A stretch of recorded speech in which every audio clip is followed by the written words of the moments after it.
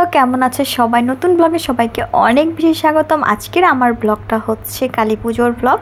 তো সকালে পুজো করছি, তারপর সব কাজ সেরে এই যে দেখো সব রান্না সব হয়ে গেছে। যেহেতু আজকে কালী পুজো সেহেতু অবশ্যই তো মাংস হবেই, যার জন্য খাসির মাংস সাথে এই যে ভাত আর দই, এই ব্যতীত আর অন্য কিছু হয়নি। দুপুরে এগুলো দিয়ে খেয়ে নিয়েছিলাম, আর সন্ধ্যায় আবার এই যে দেখো সুন্দর করে প্রদীপগুলোকে জলে ভিজিয়ে নিচ্ছি, তারপর সব একটা একটা করে সাজিয়ে নিব।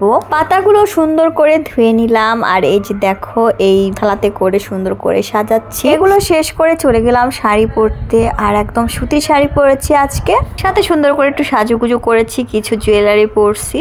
তারপর প্রদীপ সাজানো থালাটা নিয়ে চলে গেলাম মন্দিরে। আসলে প্রত্যেক বছরই কালী পুজোতে এমনটাই করি, সব মন্দিরে ঠাকুরের স্থানে যেয়ে প্রদীপ দিয়ে আসি। আর এই যে দেখো এই মন্দিরে সবাই কত মজা করছে, যদিও বড় কেউ নাই, সব ছোট ছোট বাচ্চা। গান তারপরে লাইট এগুলোর সাথে অনেক অনেক বেশি মজা করছিল। তো আমি চলে গেলাম এই যে দেখো এই মন্দিরে, আর এখানে যে ঠাকুরের জন্য প্রদীপ জ্বালাচ্ছিলাম, আর এখানে সবাই দিয়ে গেছে কত কত প্রদীপ। দেখো এখানে দেওয়া এই কালী মন্দিরে 2-3টা জায়গা ছিল, সেখানে মানে প্রদীপগুলো দিয়ে দিলাম। তারপর এই যে দেখো আমাদের মা কালী, এই মা কালীর এখানে আজকে পুজো হচ্ছে, সাজাই দিয়েছে, দেখো কত পরিমাণে সুন্দর লাগছে। প্রদীপগুলো দেওয়া শেষ করে আমি চলে আসলাম মন্দির থেকে বের হয়ে, তারপর আবার যাচ্ছিলাম আরেকটা মন্দিরে। বেশ কয়েকটা মন্দিরে ঠিক এইভাবে যে প্রদীপ দিয়ে আসছিলাম, আর তারপর বাড়িতে এসে এই যে বাড়ির সামনে এই নৌকাটা বানিয়ে প্রদীপ দিয়ে দিছি। তারপর একটু ছোট বাচ্চাদের মতো এই যে ঝাড়বাতি নিয়ে একটু খেলছিলাম, যদিও আমার আর বয়স নাই মনে হয়, তারপর এগুলো করে ভালোই লাগছিল।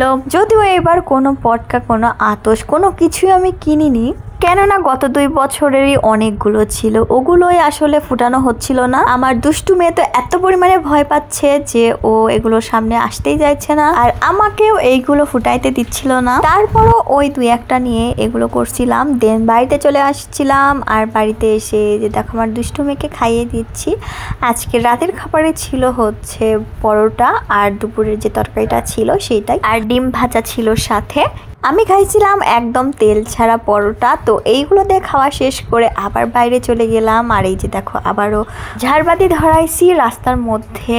আমি ছিলাম, আমার বোন ছিল, সবাই মিলে ভালোই মজা করছিলাম। তারপর আবার চলে আসলাম এই যে মন্দিরে এসে এখানে দাঁড়িয়ে থেকে ওই কয়েকটা ঘূর্ণি ছিল কাছে, সেইগুলো জ্বালালাম। আবার এইখানে আরো সবাই আছে, তারাও সব এগুলো জ্বালাচ্ছিল, এগুলো দেখছিলাম। আমার দুষ্টু মেয়েকে এই ঝাড়বাতিটা ধরাই দিচ্ছিলাম, যদিও ও ভয়ে একদম দেখো বাবার কাছে লুকিয়ে পড়ছে। আমার হাজবেন্ডও ওকে ধরাই দেখাচ্ছিল, কিন্তু আদেও আমার মেয়ে বুঝছে না, একদম ভয় পেয়ে যাচ্ছে। এগুলো করতেই প্রায় অনেক রাত হয়ে গেছিল। তো তারপর আমরা বাড়িতে চলে আসছিলাম। তো কেমন লাগলো আমার ব্লগটি সবাই বলবে। আর আমার আজকের ভিডিও কিন্তু এখানে শেষ করলাম, দেখা হচ্ছে নেক্সট ভিডিওতে। ভালো থাকো সবাই, টাটা।